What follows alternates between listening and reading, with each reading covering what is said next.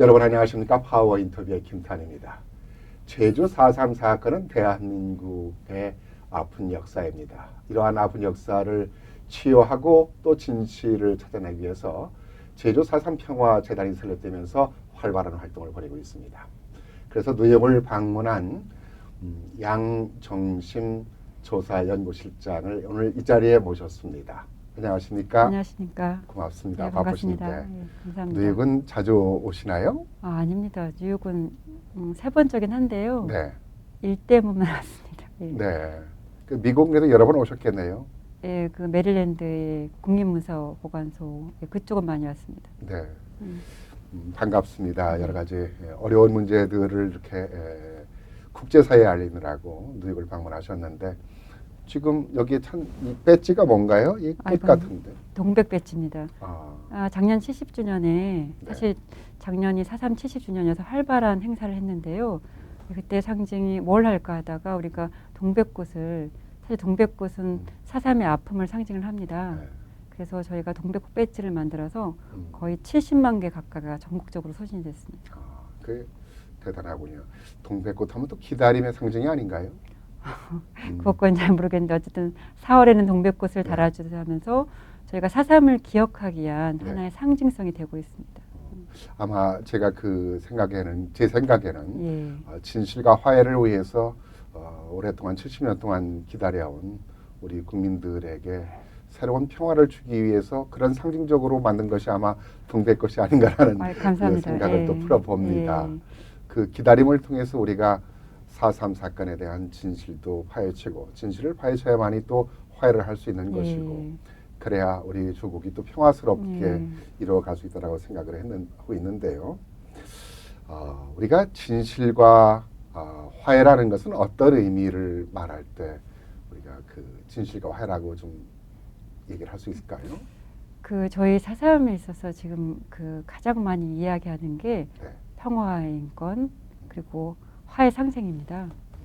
어쨌든 4.3에 있어서 우리가 많은 분들이 돌아가셨고 그렇지만 제주 지역에서 어떻게 보면 가해자와 피해자가 혹은 많은 사람들이 한 마을에서 같이 살았어요. 네. 근데 그들이 서로 반목하지 않고 어떻게 보면 글쎄 다른 지역에서 보면은 왜 저렇게 살까 생각할 수 있지만 어떻게 보면 지난 세월을 묻어둔 채 같이 살았어요. 그게 마을 단위로 가면 서로 오랜 세월, 70년의 세월을 같이 살았고 크게 보면 제주 지역 단위에서 그렇게 살았고 서로 반목하지 않고 그렇지만 그게 진상을 규명하지 않은 건 아니거든요. 그러니까 서로를 약간 인정하는 가운데서 어떤 생존과 공존의 모습을 얘기했고 그다음 2013년에 사실은 피해자라 할 수 있는 제주 4.3 희생자 유족회와 네. 가해자라고 할 수 있는 경찰 조직인 제주 경우회가 화해선을 냈어요. 네. 그래서 서로 지금까지는 현충일에는 같이 혹은 4.3 희생자 주년을 같이 참배를 하고 서로 인정하는 모습들을 같이 하고 있습니다. 그런 것들이 굉장히 어떻게 보면 작게 느껴질 수 있어도 조그마함부터 시작해서 화해하고 그리고 서로 인정하고 그렇지만 같이 진상규명을 하면서 서로 인정하는 그리고 미래 세대와 같이 가면서 화해 상생을 얘기할 수 있는 그런 조그마한 모습들이 네. 제주 사회에서 공존하고 있거든요. 저는 이런 조그마한 모습들이 도리어 아주 커다란 어떤 이슈나 이런 것보다 화해 상생의 대표적인 어떤 경우라고 생각하고 있습니다. 그 아픔을 통해서 우리가 새로운 또 희망을 만들고 새로운 또 평화를 만들어가는 것이 우리 인간사가 아닌가 생각이 드는데요. 하지만 아직까지도 어떤 한계성에 부딪혀 있기 때문에 제주 4.3 사건에 대한 진실을 더더욱 세상에 알리기 위해서 이번에 유엔에서 인권 심포지엄을 가졌잖아요. 또 그 행사차 우리 양 실장님께서 이렇게 방문을 하셨는데요. 어떤 행사였나요? 구체적으로? 사실은 저희가 여러 고민 속에서 한 건데요.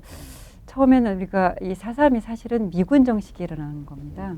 우리가 해방이 되고 45년 해방이 되고 나서 3년간 38선이 남은 미군정, 그러니까 미국 군정인 거죠. 군인이. 네. 그리고 38선 이북은 소군정이 있었고 근데 4.3은 사실은 48년 4월 3일 혹은 47년 3월 1일까지 소급이 돼요.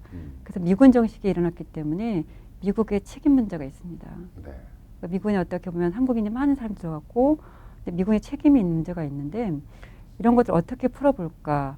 근데 사실은 책임 문제뿐만 아니라 여러 가지 것들을 같이 얘기해야 되는데 제주 4.3에 있어서 아주 중요한 게 지금 진실 화해입니다. 네. 아까 같은 화해의 모습들을 제주 4.3이 어떻게 보면 제주 4.3의 정신이 무엇일까를 얘기할 때 평화와 인권을 얘기하기도 하지만 화해 부분을 상당히 많이 얘기하거든요. 네. 그래서 학계에서도 제주 4.3의 어떤 화해 모델을 하나의 어떤 새로운 과거사 청산의 모델로 연구될 만큼 아하. 예, 중요한 위치를 지금 차지하고 있어요. 음. 그래서 그런 것들을 어떻게 같이 공유하고 전 세계의 사람들과 만날 수 있을까를 고민할 때 그럼 우선은 유엔으로 가보자. 그래서 유엔 본부에서 심포지엄을 이제 구상을 했고 여러 가지 도움 속에서 그리고 외교부도 상당히 많은 도움을 주었고 네. 그래서 대표부가 주최하는 형식을 띠고 저희가 왔습니다. 그래서 많은 분들이 오셨어요. 이 주최는 유엔 대표부가 주최를 했군요. 예, 왜냐하면 그 유엔에서 행사할 때 여러 가지 조건상 대표부가 주최 형식을 이제 띠는 게 예, 적합하다고 합니다. 반응이 어떻던가요? 많은 분들이 오셨어요. 저희가 상당히 사실은 이게 자화자찬일 수 있지만 네. 작년 말부터 준비를 많이 했습니다. 그래서 지난 4월에는 저희 실무자 이사장님 모시고 같이 와서 사전 답사하고 많은 미국의 현지 분들, 교부뿐만 아니라 미국의 많은 단체들을 만나고 왔어요. 그분들의 도움도 받았고 이게 처음이니까 조금씩 이제 앞으로 이제 발을 내딛는 거긴 하지만 굉장히 많은 학계 분들뿐만 아니라 시민사회단체 분들, 미국 현지에 살고 계신 분들이 많이 오셨어요. 네. 그래서 굉장히 행사 강동이 있었고 뭔가 울림이 있었다는 표현을 많이 주셨어요. 네. 저희도 굉장히 기뻤습니다. 물론 이게 어떻게 보면 한 발 한 발 나가는 거긴 하지만 그래도 이렇게 하다 보면 우리가 조금 4.3을 통해서 많은 사람들을 만날 수 있고 화해를 얘기할 수 있고 평화를 이야기할 수 있고 그리고 미래 세대와 젊은이들과 같이 할 수 있는 이런 어떤 하나의 계기가 될 수 있으면 참 좋겠습니다. 이번 유엔 인권 심포지엄 행사는 단순한 하나의 행사가 아니라 화해가 무엇이고 평화가 무엇인고라는 것을 알려주는 전 세계 그런 대표적이고 표본적인 행사가 아니었는가. 그 중심의 역할에는 제주 4.3 평화재단이 큰 역할을 하지 않았나 생각이 돼요. 제가 그 전야제단을 가보니까 한 그 다양한 분야에서 학계라든가 또는 뭐 공직사회라든가 다양한 분야에서 종교계를 망라하고 많은 분들이 오셨던 것 같아요. 예, 맞습니다. 예. 저희 그러니까 저희가 사실은 작년 70주년을 기점으로 해서 4.3의 전국화 세계화를 얘기를 많이 했어요. 네. 우리가 특별법이 2000년에 제정이 되고 나서 사실 국내에서는 4.3 진상규명이 굉장히 많이 이루어지고 정부의 진상조사 보고서가 있어요. 그걸 통해서 4.3이 어떤 국가 공권력에 의한 인권유린이라는 공식적인 리포트가 있습니다. 네. 그렇지만 4.3을 전국적으로 알리는 데는 조금 부족한 점이 있어서 작년 70주년에는 4.3이 전국화를 이제 통해서 광화문에서 추모 행사도 했고 여러 가지 행사를 했어요, 전국적으로. 근데 또 하나가 아까 말씀드렸다시피 4.3은 냉전 시대에 일어난 일입니다. 그러니까 올해가 71주년입니다. 71주년이에요. 그게 1948년인가요? 예, 근데 48년인데 71년이 됐는데 우리가 4.3 제도 사건 하면은 이게 무슨 폭동 사건인지 아니면 무슨 사건인지 어렴풋이 알아도 구체적으로 모르거든요. 그럼 제주 4.3 사건에 대해서 좀 우리가 간략하게 좀 설명을 해주시죠. 정 실장, 양 실장님께서. 저희 그 제주 4.3 특별법은 사실은 4.3을 7년 7개월로 이제 잡고 있어요, 기간을. 그러니까 48년이 아니라 47년 3월 1일부터 시작해서 한라산 금종령이 해제되는 1954년까지 이제 9월까지 54년 9월까지 7년 7개월의 이제 기간을 이제 4.3이 어떤 일어나고 많은 사람들이 죽어가고 이 기간을 이제 7년 7개월을 잡고 있는데요. 사실은 4.3은 1947년 3월 1일 다 아시는 48년 4월 3일에 이게 아닙니다. 그 봉기가 일어난 것의 그 촉발은 실질적으로 47년 3월 1일이었습니다. 그때부터 치는군요. 그래서 1954년 9월 21일까지를 기점으로 하는군요. 그냥 1947년 3월 1일에 긴 기간이네요. 맞습니다. 6.25 전쟁보다도 더 긴 기간이에요. 네. 왜냐하면 거기에는 47년 어떻게 보면 해방과 분단, 냉전의 여러 모순들이 집약돼 있고요. 그리고 많은 민간인들이 죽어갔고 어떻게 보면 그러니까 하나의 어떤 우리가 미국에 온 이유 중에 하나가 냉전입니다. 우리 어떤 단순히 국내적인 문제가 아니라 다 아시다시피 47년, 뭐 48년은 냉전의 시기고요. 음. 냉전이 어떻게 보면 직격탄을 우리 제주도가 어떻게 보면 맞은 걸 수도 있고. 역사의 예, 아픔이죠. 예, 예. 네. 뭐 어떤 이념적인 문제가 여러 가지 있기 때문에 그걸 설명을 다 일일이 할 수 예, 없겠지만은 그때 7년여 동안 거의 8년여 가까운 세월 동안 많은 사람이 예, 희생이 됐던 걸로 알고 맞습니다. 있는데 예. 정확하게 어떻게 통계로 나오나요? 그러니까 지금 우리 그 특별법에 의해서 음. 희생자 신고를 받았어요. 희생자 신고를 받았고 지금 2000년에 우리가 2003년에 정부의 진상조사 보고서가 나왔습니다. 그때의 희생자 뭐 신고만 받았다고 해서 결정이 된 건 아니고 여러 심사를 거쳐서 14,028명이었어요. 공식적인 희생자가. 네. 근데 지금 현재는 작년에 추가 진상조사를 받아서 현재까지 공식적으로는 14,363명의 희생자 계십니다. 근데 이거는 공식적인 수치고요. 이제 인구 어떤 조사에 비례에 하면 거의 2만 5천에서 3만 명. 그 당시 제주 인구가 30만이 되지 않아요. 네. 거의 10분의 1 이상이 희생된 거죠. 10명 중에 한 명은. 예, 예. 근데 그 희생자가 남녀노소 불문하고 예, 맞습니다. 어린아이부터 예. 노인에 이르기까지. 예, 그것을 일일이 우리가 참 얘기할 수는 없겠지만 아픈 역사죠. 예, 생각만 해도 맞습니다. 가슴이 예. 아프고 그 부분이 70년이라는 세월 동안 우리가 그 문제에 대한 진실을 파헤치기 위해서 많은 노력을 해왔고 예. 노력을 해오면서 아까도 앞서서 말씀하셨지만은 많은 것들에 대한 진실이 파헤쳐졌죠. 예. 또 화해도 이루어져 예, 가고 있고 맞습니다. 예. 하지만 더 많이 그 파헤칠 부분이 많이 있는 예. 것 같아요. 그 사실은 저희가 그 2003년에 정부의 진상조사 보고서는 일종의 총론격이에요. 그래서 지금 구체적으로 어떤 피해가 있었나를 이제 구체적인 마을로 들어가서 이제 피해 조사도 하고 있고요. 네. 그건 저희 재단이 하고 있습니다. 저희 재단은 사실상 이제 정부의 진상 규명이 끝나고 이제 명예회복으로 가는 시기에 2008년에 만들어졌어요. 그래서 일정 정도의 궤도에 올라서고 나서 저희가 이제 만들어지고 이제 어쨌든 저희가 이제 실질적으로 많은 이제 진상 규명과 명예회복의 어떤 그 중간에서 지금 노력을 하고 있는데요. 근데 작년 70주년에 저희가 특별법 개정 운동을 이제 유족분들과 같이 했었어요. 네. 지금 유족분들의 가장 큰 이슈 중에 하나는 특별법 개정입니다. 2000년에 만들어진 법은 여러 한계가 있고요. 아하. 시간이 또 많이 흘리기도 했고 사실 피해자 유족분들의 가장 한일 수 있는 부분 배보상 문제는 이제 넣지 못했어요. 아, 근데 구체적으로 없군요. 예. 특별법이 2000년도에 예. 김대중 대통령 예. 시절에 이렇게 만들어졌죠. 예, 어려운 시기에 만들어진 거여서 만들어져서 예. 일단은 뭐 시작이 반이라고 예. 그 특별법이 만들어짐으로 해서 뭐 법안들이 서서히 하나씩 이제 개정이 되고 있지만은 아직까지도 예. 부족한 부분이 많이 예. 있군요. 예. 그래서 이제 유족분들이 사실은 작년 70주년에 음. 70년 세월이면 그때 48년에 태어났다고 하셔도 지금 연세가 70세가 넘으셨고 그러시죠. 보통 유족분들은 거의 80세가 넘으셨어요. 네. 그 생존 희생자분 유족분이 아니라 그분들은 지금 한 100명이 조금 넘는 분들만 살아 계세요. 아주 소수이시군요. 예. 그래서 1세대 유족분들이 더 돌아가시기 전에 그분들 하는 조그만 왜냐하면 1세대 유족분들도 피해자 당사자가 아닌 게 아니라 당사자시거든요. 그 트라우마와 연좌자의 피해를 동시에 입고 또 부모님이 돌아가셔서 어떤 분들은 부모님 얼굴 아예 모르는 거죠. 아버지 얼굴을 모른다거나 그 어저께 우리 증언하신 고한순 할머니는 그 북촌리가 하루 1시에 300명 넘는 사람들이 죽음을 당한 그걸 곳이죠. 보신 거 아니에요, 직접? 예. 9살이셨어요. 뭐 그런 것들을 우리가 다 일일이 설명할 수는 예. 없겠지만은 아무튼 그 2000년에 그 제주 4.3 사건에 대한 특별법이 만들어지면서 뭔가 변화를 가져왔지만은 예. 이렇다 할 현실적인 이제 법안들이는 좀 더 예. 보충을 하고 개정을 해야 되는데 그런 가운데 2008년에 이제 제주 4.3 평화재단이 예. 설립이 됐잖아요. 예, 맞습니다. 그러면서 실질적인 일들이 많이 이루어진 것 같아요. 예. 한 10여 년 동안 예. 어떤 활동을 지금까지 해왔나요? 그 저희 4.3 재단은 평화재단은? 예, 저희 재단은 이제 특별법에 의해서 만들어진 재단이죠. 네. 그래서 저희 그 5만 평이 넘는 그 공원이 있어요. 제주 4.3 평화공원, 추모공원이죠. 거기를 관리하고 사실 우리 공원에는 강명비가 있고 또 거의 4,000명에 가까운 행방불명인 표석이 있어요. 그분들은 시체를 못 찾으신 분들이에요. 그리고 저희 봉안관이 있는데요. 거긴 유해 발굴되신 분들.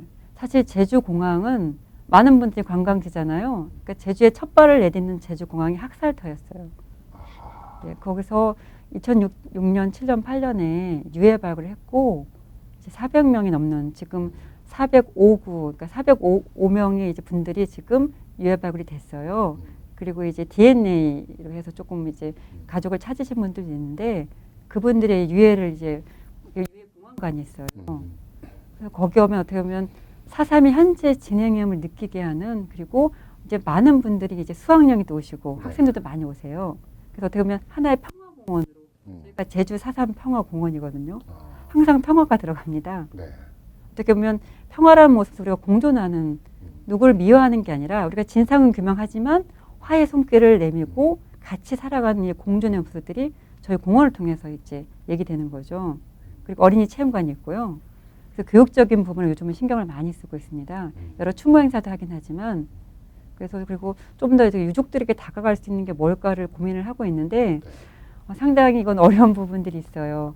하지만 제가 생각하기에는 이 미래 세대와 만나는 부분이 더 지금은 중요하다고 생각을 하고 있습니다. 그런 활동이 이루어짐으로 해서 아까 이제 평화라는 얘기가 항상 들어간다고 했는데 진실이 밝힐 때 우리가 평화가 이루어지는 것이고 또 역사라는 것은 진실할 때 우리가 미래를 얘기할 수 있다는 말이 바로 그런 4.3에 대한 사건의 진실을 파헤치고자 하는 것이 바로 그런 의미가 아닌가라는 생각이 돼요. 왜곡된 역사가 아니라 진실인 역사를 통해서 평화를 만들고 미래를 만들어가는 그 중심에 4.3 평화재단이라는 단체가 있는데 참 많은 활동을 하면서 그런 공원도 만들고 또는 어린이 뭐 교육관도 만들고 또 뭐 자료관도 만들고 역사를 보기 위해서 그런 그 재단이 활동이 많이 하죠. 그 피해자들에 대한 어떤 그 피해 지원도 하고 그 위로도 하고 또 다양한 문화라든가 강연, 심포지엄, 세미나도 하고 이런 것 같아요. 예, 맞습니다. 근데 사실은 저희 세산평화재단과 저희가 그 공원을 관리하긴 하지만 이 모든 것들은 사실은 4.3 피해자 당사자들과 그리고 시민사회단체와 제주도민의 어떤 힘으로 일궈낸 겁니다. 그러니까 정말 평범한 분들이 자기의 시간을 내려가면서 특별법 제정운동을 했고요.